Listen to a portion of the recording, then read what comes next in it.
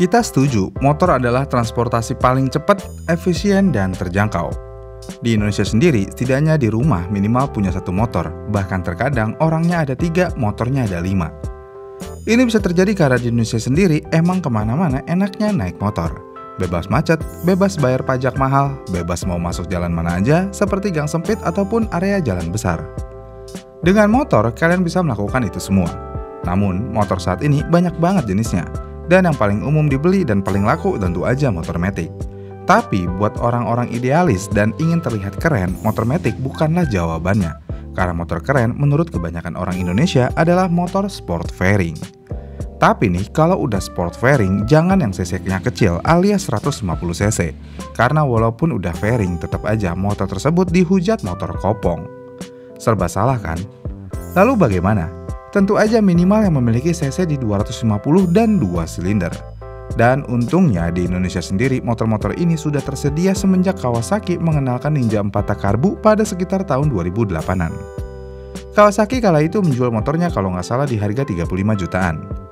Kemudian beberapa tahun ke depan, Yamaha mengeluarkan motor 250 cc-nya yaitu Yamaha R25. Motor ini lebih keren dari Kawasaki kala itu dan motor ini lebih kencang dari Kawasaki Ninja kala itu.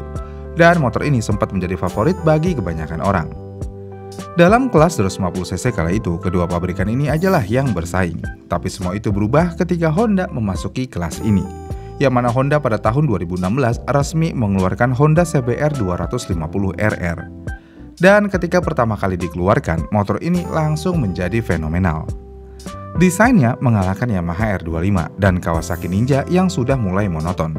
Yang paling mencolok adalah knalpotnya yang ada 2. Kelihatan lebay sih, tapi lumayan fenomenal kala itu. Dan yang pasti, Honda CBR 250RR seperti pelengkap pasar 250 kala itu.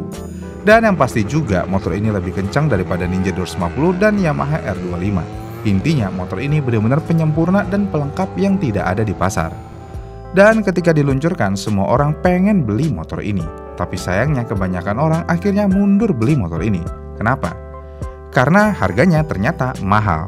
Bahkan mau sampai ke seleo tuh kaki nendang pintu nggak bakal dibeliin tuh motor karena motornya emang mahal. Pertanyaannya, kenapa Honda CBR 250RR mahal dan apa yang membuat motor ini mahal? Jadi pada tahun 2016 Honda CBR 250RR dijual di harga mulai dari 62,9 juta rupiah untuk versi non-ABS dan 68,9 juta rupiah untuk versi ABS. Sedangkan Ninja 250 kala itu dijual di harga 58 juta untuk versi non-ABS dan 62,7 juta untuk versi ABS. Dan untuk R25 dijual di harga 55,9 juta versi non-ABS dan 61,9 juta untuk yang ABS. Jadi jelas ya, Honda CBR mahal. Namun kenapa harganya bisa mahal? Kita akan melihat beberapa faktor yang membuat motor ini mahal. Yang pertama, Honda CBR 250RR adalah motor pertama yang menggunakan shock depan upside down. Upside down yang digunakan juga bukan merek kaleng-kaleng, yang mana Honda menggunakan merek Showa. Dengan adanya shock upside down, ini tentu aja membuat harga motor ini menjadi lebih mahal. Sedangkan jika dilihat pesaingnya kala itu masih menggunakan teleskopik, mau itu di Ninja ataupun R25. Jadi ya jelas CBR unggul di sini. Kemudian selain itu, CBR sudah menggunakan TBW atau throttle by wire. Dengan TBW, motor menjadi lebih responsif dan yang pasti lebih modern. Sedangkan Ninja dan R25 masih menggunakan yang konvensional. Sekali lagi, Honda CBR unggul dalam hal fitur. Dan dengan TBW tentu aja harga bisa menjadi lebih mahal. Kemudian selain itu juga, swing armnya juga sudah menggunakan aluminium. Yang mana bahan dasarnya aja udah lebih mahal daripada pesaingnya. Yang berarti sekali lagi, value CBR lebih tinggi daripada pesaingnya. Kemudian jika masih kurang mahal, Honda mengeluarkan edisi khusus, yaitu edisi Repsol yang harganya lebih mahal lagi. Kira-kira harga jualnya kala itu di kisaran 72 juta rupiah. Apa yang spesial dari motor ini? Tentu aja liverinya dan aksesoris lainnya. Apaan aja aksesorisnya? Ya, aksesorisnya ada single seat cowl, hugger cairn, dan handguard. Dah, itu aja ternyata. Dengan penambahan minor aja, motor ini langsung tembus harganya di 70 jutaan lebih. Emang sih ini limited edition cuma 1000 unit aja diproduksi, tapi kayaknya nggak spesial-spesial banget karena sisanya iya masih sama. Dengan harga yang sangat mahal ini, setidaknya lebih mahal daripada pesaingnya, ini tentu aja membuat Honda CBR 250 kurang diminati oleh kebanyakan orang. Yang pada akhirnya dalam tahun 2018 sampai 2019-an, menurut artikel yang ada, CBR 250RR mengalami penurunan penjualan. Ya nggak heran sih, tahu kan orang kita maunya gimana, keren dan murah. Tapi Honda tidak begitu, Honda mau keren dan mahal. Dan Honda melakukannya lagi di tahun 2020, yang mana Honda bukannya menurunkan harga jual motornya, malah dinaikin lagi dengan mengeluarkan versi SP Quick Shifter. Di versi ini, CBR 250RR sudah memiliki fitur sesuai namanya, yaitu Quick Shifter dan Assist atau Slipper Clutch.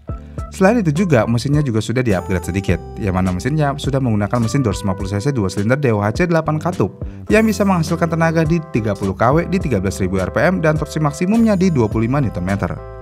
Dengan varian ini, CBR sudah resmi menjadi motor lightweight super sport, yang pada akhirnya dengan mesin yang sudah di-upgrade, quick shifter, dan slipper clutch, motor ini bisa tembus 8,65 detik di trek 201 meter, dan top speednya ada di 172 km per jam. Ditambah lagi, quick shifternya juga yang benar-benar keren karena memiliki 4 mode. Yang pertama untuk menaikkan dan menurunkan gigi, kemudian untuk menurunkan gigi aja, lalu menaikkan gigi aja dan quick shifter off. Dengan penambahan quick shifter dan slipper clutch, motor ini langsung dijual di harga Rp76.700.000. Sungguh luar biasa untuk motor 2 silinder di harga segini. Tapi nih sebenarnya cukup layak motor ini dihargain segitu, karena mau bagaimanapun aksesoris pendukungnya emang benar-benar keren banget dan emang fungsional. Motor mana lagi yang ada quick shifternya kala itu? Saat ini mungkin ada Ninja yang menggunakan quick shifter, tapi di tahun tersebut ya tentu aja belum ada. Pertanyaannya, apakah motor ini layak dibeli dengan harga yang segitu? Jawabannya, nggak layak. Jika kalian pecinta suara moge 4 silinder, karena mau bagaimanapun motor ini memiliki suara yang selayaknya motor 2 silinder.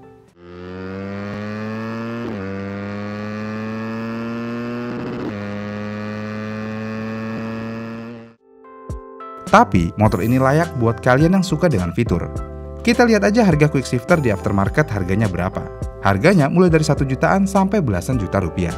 Dan karena ini bawaan pabrikan pastinya ya bagus dan harganya nggak mungkin ya 1 jutaan. Kemudian jika kita mau melihat swing arm aluminium aftermarket, harganya juga dimulai dari harga 2 jutaan. Dan terakhirnya jika kita mau melihat harga upside down Showa, harganya mulai dari 3 jutaan. Jika kalian mementingkan fitur, maka harga tersebut masuk akal. Tapi ya balik lagi, pasar Indonesia pengennya suara, bukan fitur. Pelan juga nggak apa-apa, yang penting suaranya oke. Dah gitu aja. Percuma fitur kelas Wahid kalau suaranya masih 2 silinder. Hasilnya, ya lihat aja Honda CBR 250RR. Motor ini kurang laku menurut data yang ada jika dibandingkan dengan pesaingnya. Oh ya satu lagi nih, motor ini menggunakan konfigurasi TBW yang absurd. Yang mana motor ini suka crash karena gasnya yang sering nyangkut. Kok bisa? Ya kita sudah bahas di video yang ini ya. Intinya penempatan sensornya cukup absurd, beda daripada TBW pada umumnya. Makanya kalau kotor, nyangkut tugasnya.